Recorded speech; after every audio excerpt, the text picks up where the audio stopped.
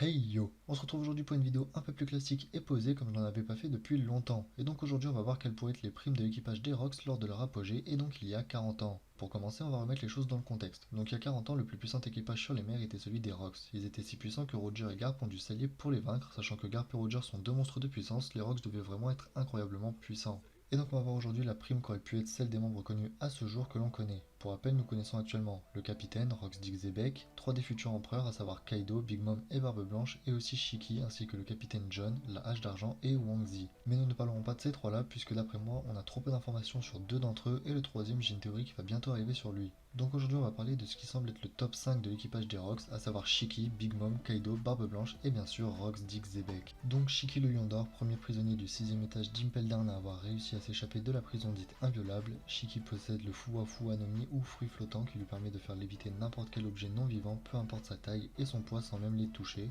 Visiblement c'est un fruit paramécia qu'on pourrait qualifier de banal, mais plus on pense à ce qu'on pourrait faire avec, plus il devient abusé. Déjà, comme on l'a vu dans Strong World, il peut faire léviter plusieurs îles en même temps, ce qui veut dire que son pouvoir ne se limite pas à un objet.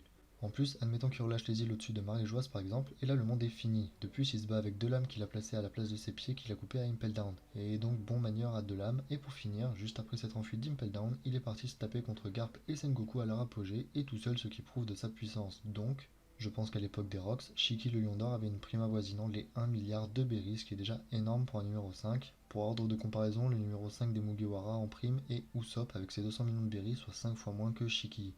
Ensuite, on passe à un numéro 4 d'après moi évidemment, à savoir Big Mom, actuel Yonko possédant le Soru Soronomi ou fruit des âmes qui lui sert à prendre de l'espérance de vie des gens s'ils ont peur. Elle peut également placer cette espérance de vie dans des objets inanimés et peut donc également tuer les gens à qui elle prendrait toute l'espérance de vie. De plus, elle se bat avec Prométhée et Zeus à qui elle a donné vie, ainsi que Napoléon qui est une épée dans son chapeau. Ce sont principalement ces trois armes qu'elle utilise pour se battre et donc indirectement son fruit. En plus, avant ses 10 ans et donc quand elle venait à peine de manger son fruit, elle possédait déjà une prime de 500 millions de berries. Prime qui a évidemment changé lors de son entrée chez les Rocks de par son âge et la maîtrise de ses pouvoirs. Elle possède également une peau extrêmement résistante actuellement et donc probablement moins résistante dans sa jeunesse. Elle possède également une grande force brute et je pense donc que sa prime avoisinait à l'époque les 2,2 milliards de berries. Le numéro 3 des Rocks actuellement connu serait Kaido. La simple raison pour laquelle j'ai mis Kaido à cette position, c'est parce que sa prime actuelle est d'environ 230 millions de plus que Big Mom et donc il est d'après moi légèrement plus puissant. Donc Kaido possède une force brute colossale et un haki très puissant. A savoir si à l'époque il possédait le haki ou non, mais il a réussi à résister et rester en vie dans un équipage où les trahisons étaient monnaie courante alors qu'il était très jeune. Il possède actuellement une peau très résistante comme Big Mom et donc probablement moins résistante à l'époque.